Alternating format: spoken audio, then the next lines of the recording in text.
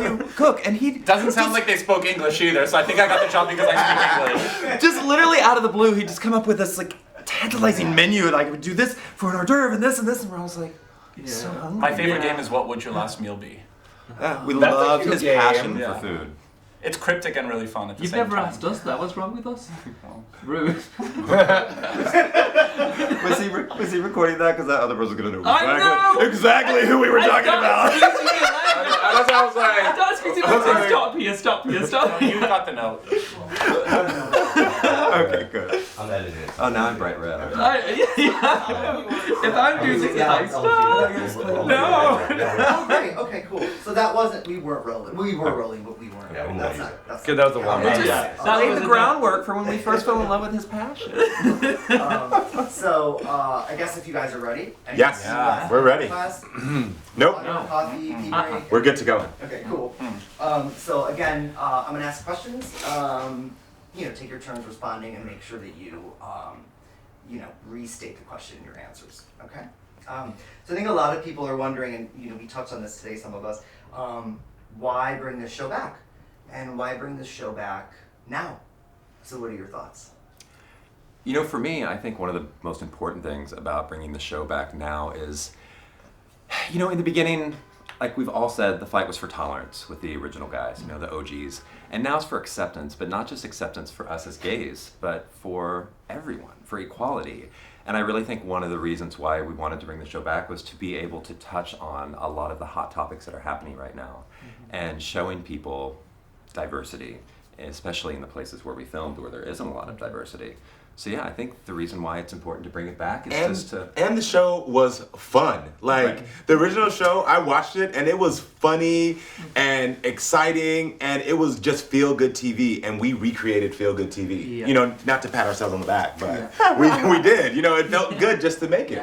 And also not to be like a political talking nightmare, but when I was a little baby gay in the middle of America, it was Bush era. It was very bleak. We had Dome. Who knew we missed the Bush era? I know that's what I mean, but now it's like almost, well, it's worse. It's worse. And for all those little baby gabies in the middle of America, they need to just have some fun. Exactly. And that's what we provide. Yeah. We provide and that. then all the grandmas and all the babies and all the grandpas and everyone can make friends and watch the show and laugh together. It's very fun. All the political climate stuff, yes, it's very important that we're bringing it back now, but at the same time, that conversation is still going on. The way it was with the first iteration, people still have trouble knowing how to dress, how to eat, how to take care of themselves, how to show up for their families. It's not a thing that's over, and so it's not a trend. And it's a constant. It's and still the show was relevant before, and it's still relevant now. It's not like, we did one show, one season of the show, and then we're done. Everybody knows what it is to be gay. Everybody understands who we are. They understand our lives. We're still underrepresented, so it makes sense that this should always be a thing. Why wouldn't it be a thing? And for the gay community, back in the day, the OGs, it was a big deal, a big enough deal that they were gay. And Hold on, by the way, we are OGs is not old guys. It's the original gangsters. Yeah. Because they all thought we were calling them the old guys. they're not. And Kaya was like, we don't really love the fact that you guys call us the old guys. Yeah, we're not calling them old guys. No, you're the OGs, Exactly, the they're original the gangsters. OGs. And they're like, oh, okay, we like that. I always think originals is, But originals it is was cute too. Yeah. It was a big deal that they were gay and on television. Yeah. But God forbid they would have talked about their boyfriends or their husbands. That you never heard about their personal lives because they were just a gay character on TV. Yeah. But with us, we're not married. married. I was like, we're married. We are married. We both have husbands. Yeah. They all have lovers. And it's Lovers? Do not ever call my partner a lover. Okay? And he's single. Jonathan is single and ready to mingle. Lover? Who says lovers? I love that you use I'm Sarah Jessica Parker. Yeah. And I'm taking a lover. I do not want to take in a lover. Are we gonna get in our first cast fight right now over who's Sarah Jessica Parker right now? Is that what I'm saying? I'm so sorry. Anyway, You would to be me, Sarah. it's a really important thing that we're now really able to show people the real lives of gay people. Yeah. We have husbands. We don't hide it away. Yeah, we want kids. We have, literally the white picket fence house, Yeah, you know. yeah, yeah. We're normal, just like everyone else. What? The new, What? The new format. I don't want no gives us- babies. You're like generalizing all What of do you us. think? Why do you think I was Yes. sitting looking at Tan as I was saying that? We want babies. I have that's a nice thing, babies. Will, that's a True. nice thing. I'm like, I have We're kids. showing that we're not all the same. Sorry, we're back. Yeah. I'm gonna dovetail on I think what you were about to say, Yeah. Anthony. So a lot of bleak era then, pretty bleak era now, but times have changed. Yeah. I think that's another question viewers will have on their minds. What's going to be different about the show? Because it needs to be different. It needs to feel different, right? It needs to reflect the zeitgeist. So tell me how the show is going to be different. We're breaking new ground, I would say, completely. Like, the thing is that a lot of people don't understand that when we came to this table, we just didn't bring the fact that we're gay. We brought all the other parts of us. Me being a black man, me being a father, Tan being a Muslim man, Bobby being an atheist. You know, like, these are things that we bring to the conversation to say, this is who we are, on top of our expertises. And that gives it a deeper, richer conversation within the fun. The show this time is a lot more multifaceted, though. As Karama said, we're all so different, we're all so diverse.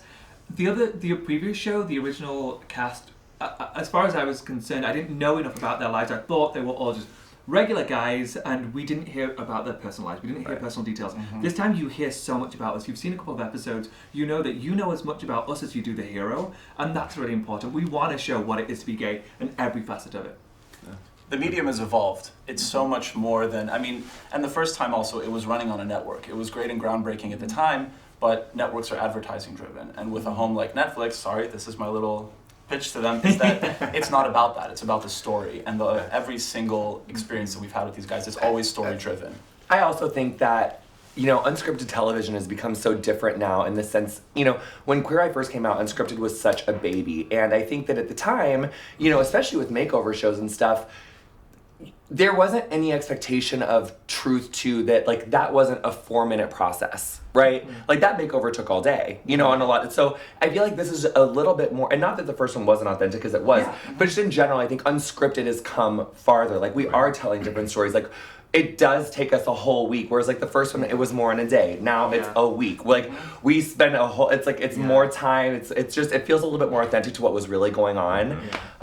So I think that's, because no one can really fix a problem in a day. It always is going to take a little bit longer, and not that you can fix it in a week either. But I think that viewers are smarter now, and they expect more truth when they're like, people don't buy as much, they don't buy it as easily as they used to. Yeah. And I think the viewer now craves the real, like, they want the dirty, they don't want just the fluff, they want to see every part of it, they want to understand us, they want to understand the hero, they want to know how we got from A to B, and I didn't find that in a lot of old shows. I think that we haven't watched an episode, just so you know, we don't know what the episodes look like, but we know what we went through, and we show every part of it, whether it's good or bad. Yeah, and it's really real, like it's so many unscripted shows, it's very produced, and now after being in them, you can see it a mile away. But ours wasn't, it was really They the wouldn't let us real, produce yeah, that. it was the nit and gritty, good or bad, you see it all.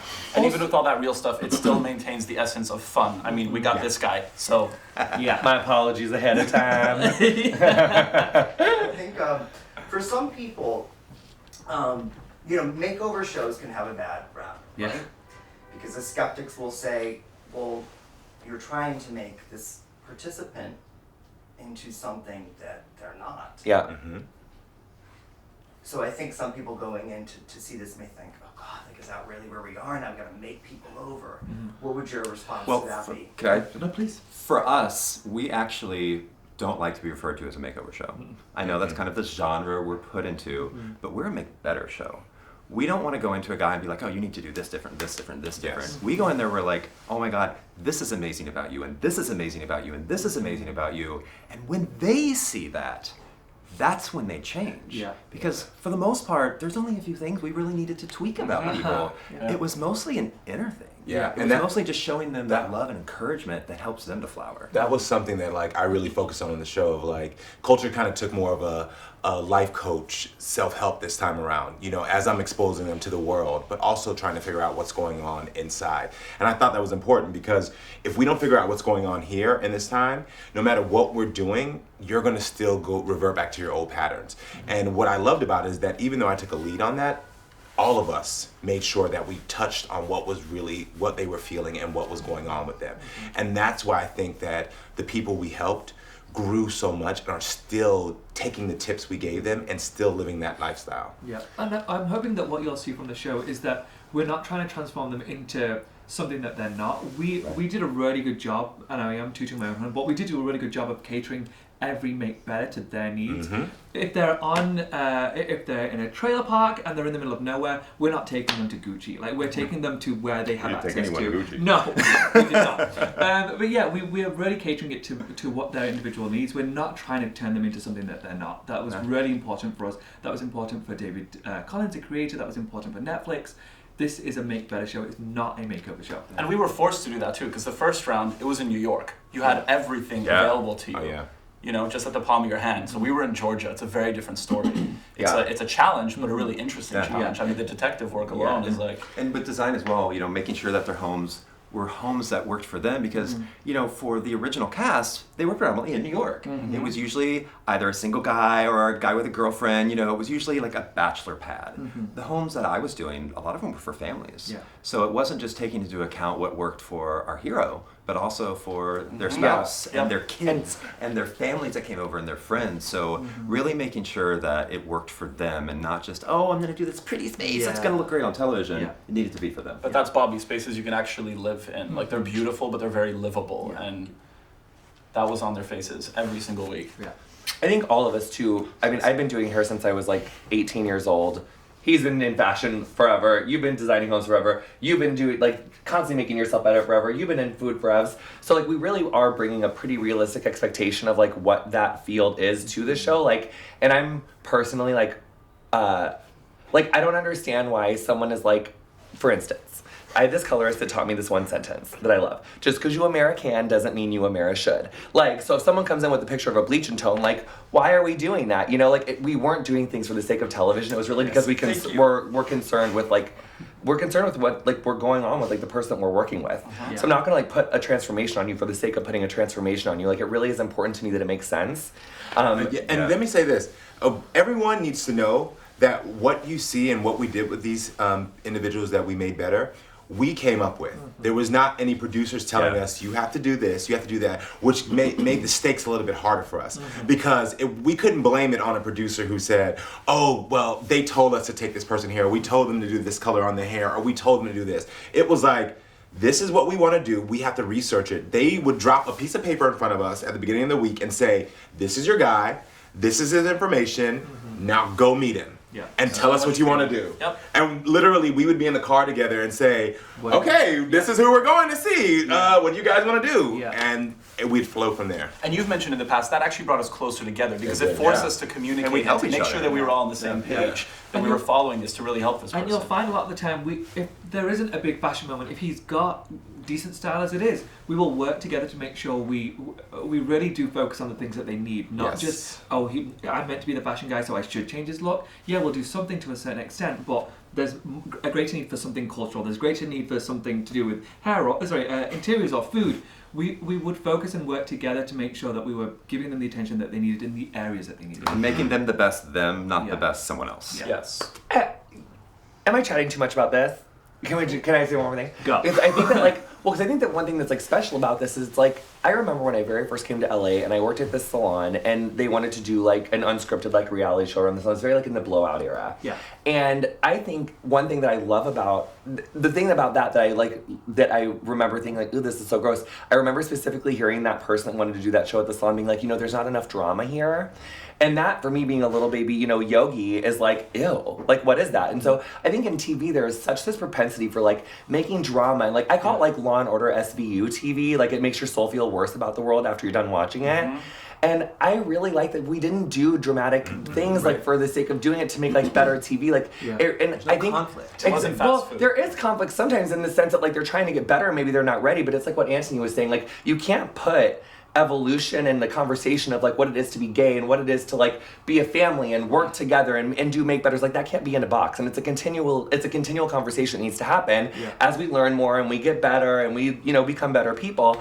And that's really what this show is. It's like a continuing talk about balance and about how to, you know, get things better in your life. And it doesn't have to be this, like, it's not necessarily a makeover because that's not what life is. It's like little bits every day, and you're just continually trying to make a better product. Though we did a couple times too. We did. Okay. Those houses were lit. Okay, lit. Okay. Yes, We did those do that. houses were lit. So They were. I do think, there are 5 of you with very big personalities, so, tensions will arise.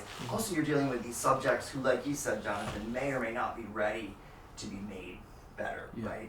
So tell me about, maybe you have a specific instance in mind of a little bit of tension that you had to kind of contend with. And tell me how you tackled it. Do you have that? I've got You one. go and then I go. Okay, I've got somebody who he was a hero, and I don't want to say who it is because I don't want to ruin it. But there was a hero of ours who definitely didn't seem interested in clothes whatsoever, and it was really frustrating when I first met him. He didn't want to tell me what he liked, didn't want to tell me the things that he doesn't like, so it makes it really difficult. And I thought, we're just not going to get along, and I want to be able to do all I can to help you, but you're not giving me anything, which made it really difficult. However, once I started to strip that back and I actually took him away on my own, he was willing to try things on, and you could see, even if he's not willing to tell me, you can see in his demeanor, there's certain things that he's responding well to, and you can see that this is going to bring out the confidence that he needs. So sometimes, for me, it was a case of, a lot of men do not want to be told, you should wear this, you should wear that. I get it. But once we get into a store, they let their guard down, and they're able to communicate with me without words, and that made it so much easier to help them. I love communicating with you Smizing without with their words. eyes. Yeah. I love More to of communicate this, when we less don't of use this. words. Yeah, no, I'm some of those kidding. boys do. No, you're right. Some of those boys do. They, like, for example, I want to say Neil I Reddy, know, but okay, right. so Yeah, Neil exactly. Reddy, yeah. Neil Reddy, like, have you seen the Neil Reddy episode? No, maybe No, you I haven't. haven't So yeah, there is one guy in particular. You just see his demeanor change. He won't look at people in the eye, and he won't talk about it. Like some of these guys were really hard to get through to. Yeah. Men don't. Straight men sometimes gay men don't really know how to communicate their feelings. But as soon as you get them in the right situation and they know that you're there to help, they do start to trust you and they let their guard down. That was really important. It's that I'll go. It's that detective work, and it just touches Yeah. on what Tan was saying, is that everyone has a reason. You just have to figure out what that is. Yeah. Like sometimes he couldn't care less about food. Yeah. But you know what? If he hasn't sat at a table with his wife and his daughters, you know exactly who I'm talking about, in how many years, because he's been off doing other things, then like there's a problem there. Yeah. And if he wants to, this person wants to connect with his family, like. And sometimes they don't realize that it's those little things that they think they don't care about, the Right. things that are going to help them get to where they want to get to. Yeah, they may not care about fashion, but this one guy, his name's Neil already. Neil, for goodness sake, his name's Neil. And at the end of the episode, you realize what an impact it's had. And this guy's been messaging us and DMing us or whatever, and saying what an impact our Make Better has had on his life. And it does come down to a lot of his physical issues that he was having that he just wasn't willing to talk about. So sometimes it's about digging through and finding out more about them than just. Jen, I want to Yeah, express and I something think really quickly, yeah. just because I noticed we're bringing up like these straight guys a lot, and the thing is, I want people to know that this is not Queer Eye for the Straight Yeah. Guy. Like you're going to see such a diverse group of people that we make better, and I think that's going to surprise the audience as well, because every time someone says, "Oh my gosh, how are all the straight guys?" and I'm like, Right, they're not "Why all. are you They're suing? They're all Yeah, straight yeah. guys." Like what it's called Queer Eye now because we have such experience that we want to help everyone, help everyone be better, not just this one population. That was great in the early 2000s. Now it's and different. everyone can do with a leg up. It's not Everyone. just a straight Everyone. Right. Yeah. It's universal.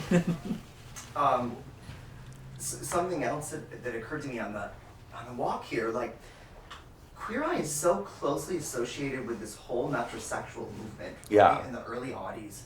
We kind of witnessed it, and now things have changed so much. Right? That whole notion of the metrosexual seems a little dated. Yeah, right? it is. Now there's this call for expressing your gender however you want. Gender is whatever Yes. you make it. There's gender fluidity. Yep. And I do think people will be curious, like, okay, well, like, how should men dress in 2017, and who are we to tell them how to dress? I think. How is that Can I addressed? start for a second because it's going to tip off to you? One of the things that I loved about what Jonathan brought to this was the fact that he went into every Make Better telling them to be them. He didn't come in and be like, this is what you need to do, this is how you should look, this is how you should This do is your what a hair. man does.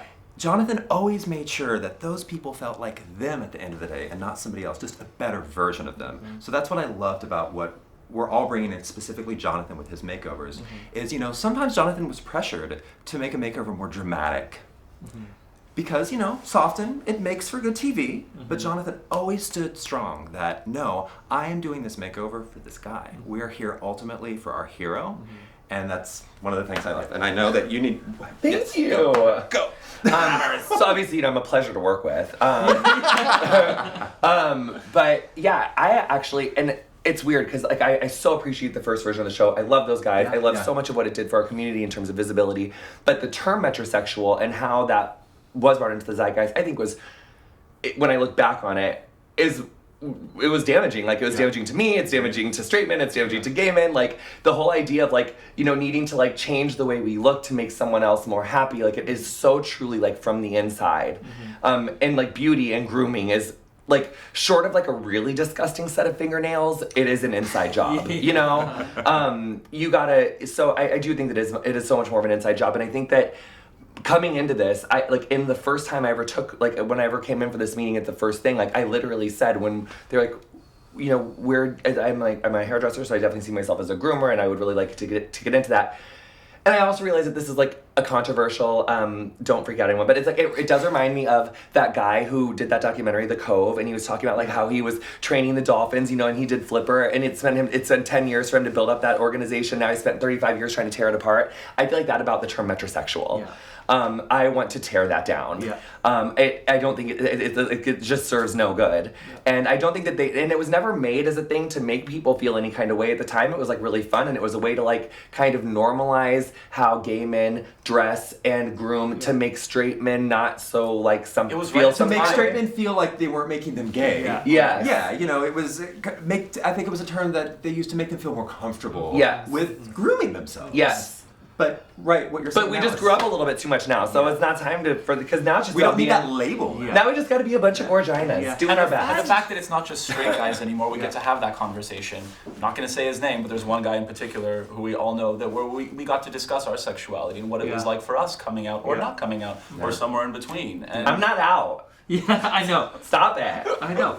I told you I didn't want to talk about it. You had cast our token straight guy. Yes. Also, we have an opportunity, Jonathan and I, because we give them a physical transformation. And we made it very clear we didn't just want to stick within the confines of, well, if we're making over a man, we go and get men's clothes, or we give them a short haircut and this and that. He's got long hair that is traditionally something that women have. He doesn't give a damn. I'm great with that. That was good. That was really good. Thank you. So proud of you. I struggle with my language. He also will sometimes wear women's clothing. If he can't find what he wants in the men's section, he'll wear a woman's top. So will I, and I did that for the heroes also. If sometimes I couldn't find what was working for them in their department, who cares? If there's a better fitting pair of jeans in women's wear, let's go for that. Yeah. And if Eileen Fisher speaks to you, let her talk. Let her talk. You did actually have to do this. Yes. There was one episode in particular where I didn't get the guy men's jeans. He didn't have the right body shape for what was out there, and it wasn't doing him any justice. We got him women's jeans. I told him it was a woman's jean. He didn't care. He looked better than ever. I don't think it's important that we just stick within the confines of what people say we are. That if I look like a boy, I must dress in the boys' department. No, that's bull as far as I'm concerned. And that is a message we want to push forward, especially Jonathan and I. But that's the essence of what you do too. Like, Tan is all about tailoring. Mm-hmm.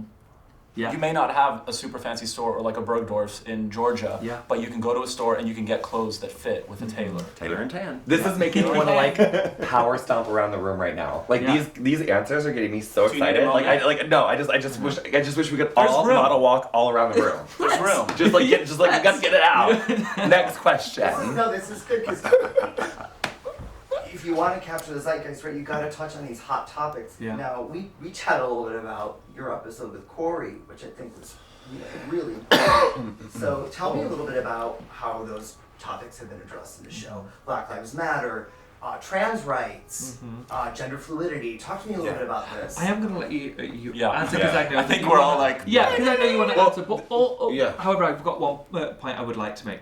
We are not an all-white cast anymore. We are not a totes mask cast anymore. We have opportunities within our cast now where we can tackle these important subjects with sensitivity and realness. Thank you, Grandma. Yeah. That was what I was gonna say. Yeah. That's it. No, he said it. We just have depth now, and so there's moments here where we can't check who we are at the door just because we're helping someone to be better.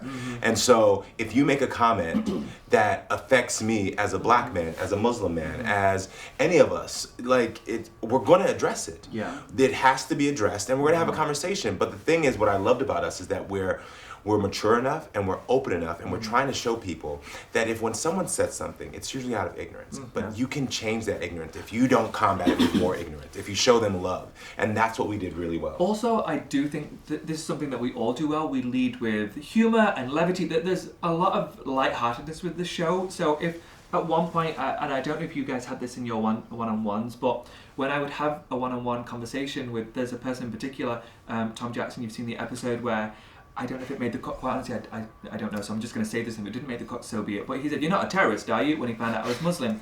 And those kind of things, it would be so easy for me to go off the rail and be really hurt by that comment. We understand that we're here to help. We're not angry.